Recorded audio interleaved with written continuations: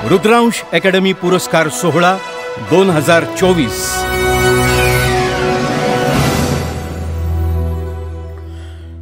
समाज व्यवस्थेच्या आधारस्तंभांपैकी अत्यंत महत्त्वाचा आधारस्तंभ म्हणजे डॉक्टर। तो योग्य भेटला की ईश्वरी देवदूतच ठरतो। आई सम शुश्रूषा करणारा डॉक्टर सध्या दुर्मिळच आहे आणि म्हणूनच याचं आदर्शवत उदाहरण आम्ही तुमच्या समोर घेऊन येत आहोत। बालरोगतज्ञ डॉक्टर किमया शहा। जन्म 24 सप्टेंबर 1965 इस्लामपूर इथं। शिक्षण गव्हर्नमेंट कॉलेज मिरज। वडील विद्याचंद्र शहा हे डॉक्टर तर आई हाऊसवाईफ। घरामध्ये मुलगा मुलगी असा भेद कधीच नाही। वडिलांच्या प्रभावामुळे चारही भावंड आज डॉक्टर आहेत। पुण्यातील हुजूर पागा निवासी शाळेतील 8वी ते 10वीचं शिक्षण अत्यंत महत्त्वाचं होतं असं त्या सांगतात।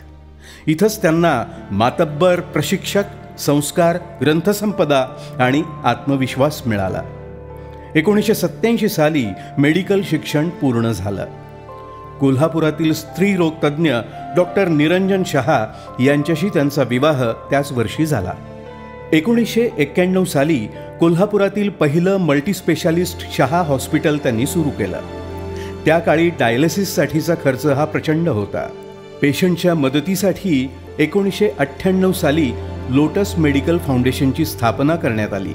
100 पेक्षा जास्त स्टाफ बरोबर काम करताना खऱ्या अर्थानं इथंच ॲडमिनिस्ट्रेशन डॉक्टर किमया शिकल्या। काम करत असतानाच पॅरामेडिकल प्रशिक्षित संस्था कमी आहेत हे लक्षात आल्यानंतर आपली संस्था शिवाजी विद्यापीठाशी संलग्न करीत 2000 ते 2008 पर्यंत त्यांनी कोर्स चालवला आणि हजारो प्रशिक्षित टेक्निशियन्स घडवून दिले। दुभंगलेले ओठ म्हणजेच क्लेफ्ट लिप, क्लेफ्ट पॅलेट यासारखी जवळपास 350 ऑपरेशन्स त्यांनी फाउंडेशन अंतर्गत मोफत केली। डॉक्टर किमया शहा यांची विशेष ओळख झाली ती म्हणजे एड्स HIV बाधितांसाठी त्यांनी केलेल्या कामामुळे। 1984 साली जगातला पहिला आणि 1986 साली भारतात प्रथम एड्स असलेला पेशंट सापडला। बघता बघता या रोगानं साऱ्या जगाला पछाडलं। त्या काळी कॉन्डोम सारख्या विषयावर प्रबोधन करताना डॉक्टरांना संस्था आणि कॉलेजेस सारख्या ठिकाणी अक्षरशः हाकलून बाहेर काढत होते। 2004 साली घरकाम करणाऱ्या मावशीचं बाळ 6 महिन्यातच वारलं आणि अशा केसेस महिन्याभरातच वाढू लागल्याचं त्यांना दिसलं। याचं कारण होतं आईकडून बाळाला आलेलं HIV संक्रमण। मग यावरच त्यांनी अभ्यास करायचं ठरवलं।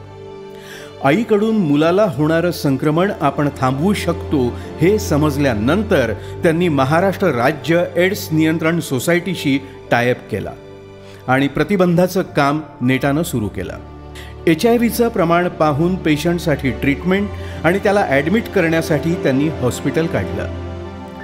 पण मुळात याचा आपला अभ्यासच नाही ही खंत असल्यामुळं 2008 मध्ये भारतातील 1 नंबरच्या ख्रिश्चन मेडिकल कॉलेज वेल्लूर इथून HIV 1 वर्षाची फेलोशिप त्यांनी मिळवली आणि इथंच किमया यांनी ठरवलं की HIV बाधितांसाठी काम हे विनामूल्य करणार आणि आजही ते त्या करत आहेत। एवढ्यावरच न थांबता प्रोजेक्ट प्रेझेंटेशनचा 1 वर्षाचा कोर्स त्यांनी केला आणि त्या जोरावर हॉटेल ताजमध्ये झालेल्या देणगीदारांच्या मीटिंगमध्ये प्रेझेंटेशन करून वोडाफोन फाउंडेशनकडून डोनेशन त्यांनी मिळवून दाखवलं।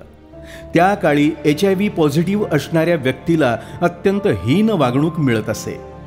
आप्त स्वकीय सोडून द्यायचे, मरणारच आहे तर औषधपाणी कशाला अशी मानसिकता होती।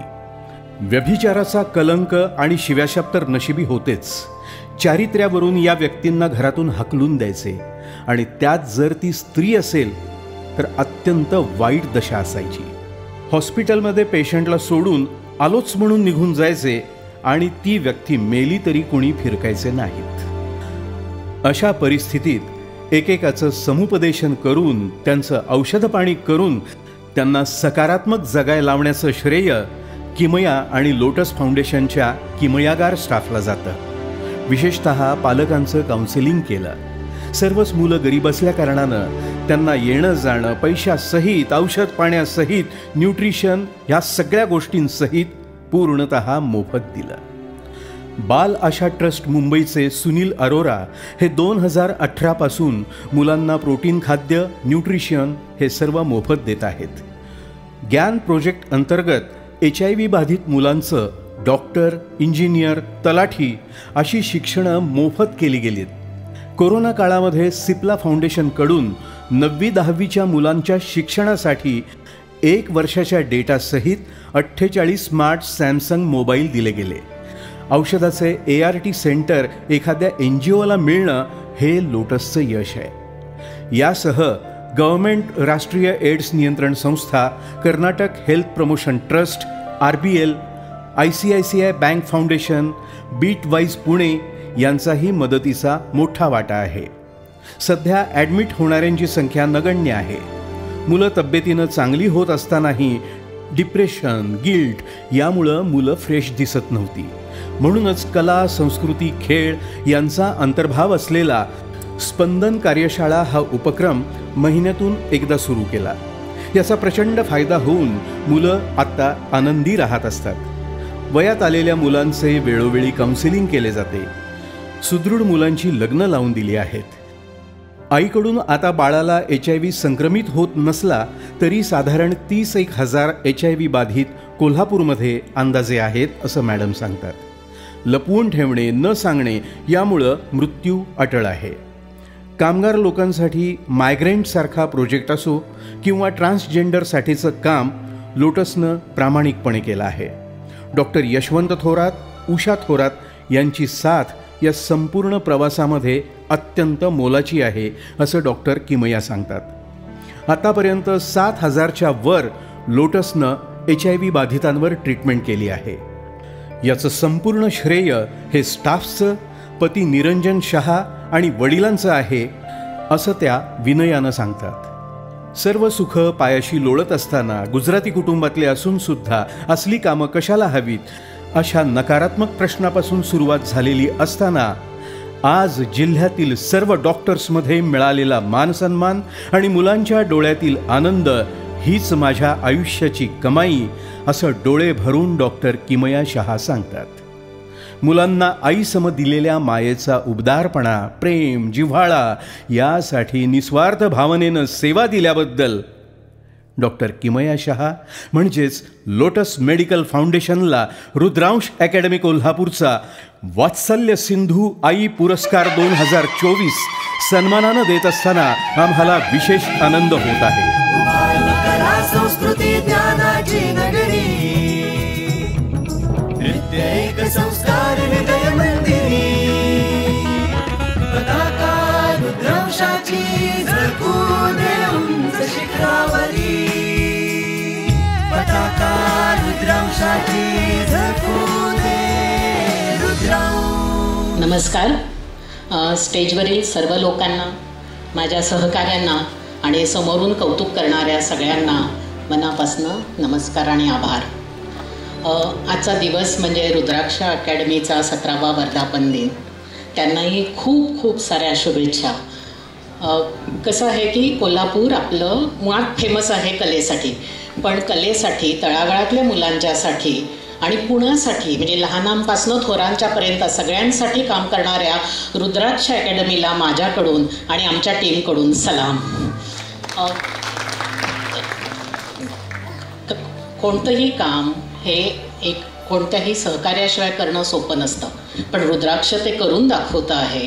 कारण कुणाचीही कसलीही मदत न घेता रुद्राक्ष अकॅडमी स्वतः तर काम करत आहे, परंतु गेली काही वर्ष ते चांगल्या काम करणाऱ्या व्यक्ती आणि चांगल्या सामाजिक काम करणाऱ्या संस्था यांना चांगल्या पद्धतीनं अशा पद्धतीनं पुरस्कार देऊन खरंच त्यांचं कौतुक करत आहे. आणि मला हा पुरस्कार घेताना खरंच खूप छान वाटत आहे, मन भरून आलेलं आहे. आणि माझ्या आधीचे जे पुरस्कार होते त्याच्यामध्ये नंदिता आहे, आर्यन आहे, या मुलांचंही मला खूप खूप कौतुक वाटत आहे. कोणत्याही माणसाला, काम करणाऱ्या कोणत्याही व्यक्तीला पुरस्कार मिळण्यामागचा आनंद काय असतो ते मगाशीच आपल्याला त्यांनी सांगितलेलं आहे की त्याच्यामध्ये तुम्ही करत असलेल्या कामाची नोंद तर घेतली जातेच, परंतु त्याचबरोबर ती आणखीन काम करण्यासाठी त्या पाठीवरच्या थापेने जोमाचा उत्साहही येतो. आणि तेही मी माझ्या टीमबरोबर सांगते आहे की सगळ्यांनाच आम्हाला आता खूप छान वाटत आहे, आम्ही जास्त जोमाने कार्य करू. कोणतंही काम किंवा कोणतंही हे एका व्यक्तीचं नसतं, तर त्या व्यक्तीबरोबर त्या व्यक्तीला जे सहकार्य करणारे असतात किंवा ती संकल्पना जरी त्या एखाद्या व्यक्तीची असली तरी त्या व्यक्तीबरोबर जी लोकं येतात आणि जी लोक त्यांना हातभार लावतात त्या सगळ्यांच्यामुळं कोणत्याही संस्थेचं काम अतिशय उत्कृष्ट होतं. तसंच आमच्यामध्ये काम करणारे आमचा जो काही सगळा कर्मचारी वर्ग आहे तो अतिशय उत्तम आहे.